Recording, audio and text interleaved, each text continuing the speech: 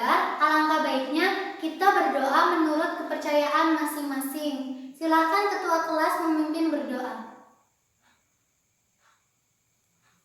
Amin.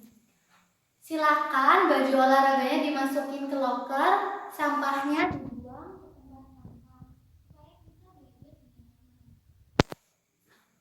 Oke, sudah siap? Ibu presensi ya. Ada yang tidak masuk? Oh, nihil ya. Oke. Hari ini kita akan belajar tentang jenis-jenis permasalahan sosial di ranah publik. Sebelum kita masuk ke inti, kita ulas dulu pertemuan minggu lalu, yakni tentang permasalahan sosial. Ada yang masih ingat apa itu masalah sosial? Ya, silakan Siska.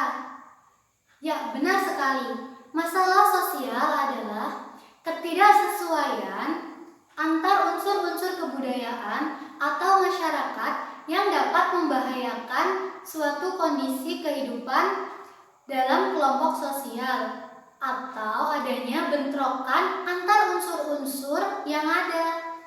Kemudian, teori apa saja sih yang kemarin kita sudah bahas? Silakan. Oke, Sonia. Ya, jadi ada teori konflik, kemudian teori fungsionalisme, dan teori interaksionisme simbolik. Lalu, apa saja sih penyebab adanya permasalahan sosial di masyarakat?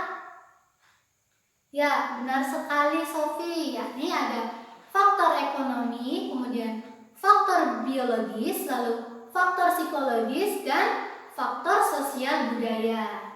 Ya, kita masuk ke materi inti pada hari ini ya. Jadi, jenis-jenis permasalahan sosial itu ada apa saja? Siapa? Silakan yang sudah belajar bisa menyebutkan.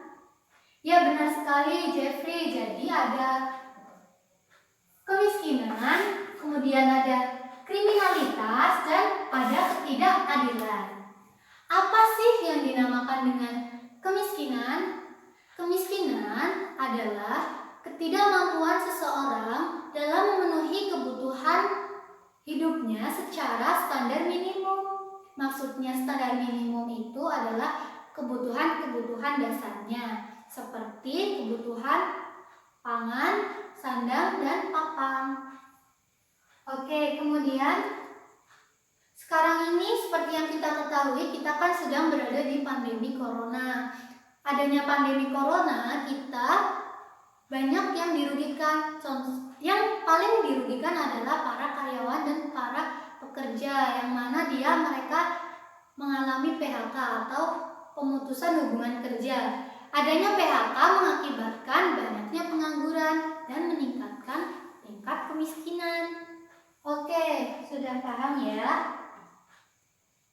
Selanjutnya, bentuk-bentuk kemiskinan. Bentuk-bentuk kemiskinan itu ada dua, yakni absolut dan relatif. Ada yang sudah tahu apa itu kebutuhan atau bentuk-bentuk kemiskinan absolut?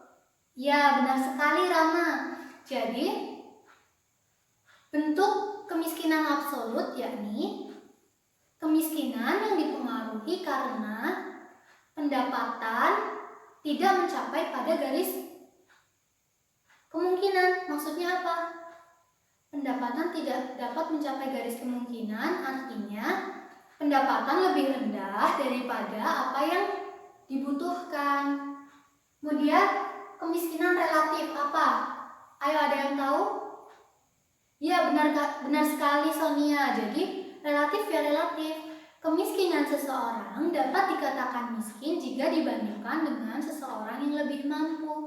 Begitupun seterusnya. Ya, apa saja sih faktor penyebab adanya kemiskinan? Ada yang sudah tahu? Belum ya? Oke, jadi ada faktor pribadi, contohnya ada pemborosan dan perilaku konsumtif.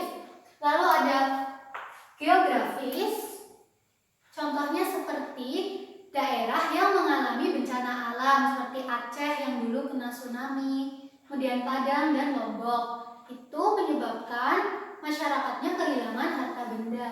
Lalu ada ekonomi yang sudah Ibu jelaskan tadi, contohnya pekerja yang di PHK akhirnya menganggur. Lalu ada penyebab sosial budaya, di mana contohnya itu kenakalan remaja, yang mana remaja tersebut telah gagal menerima sosialisasi nilai dan norma dari keluarga ataupun lingkungannya.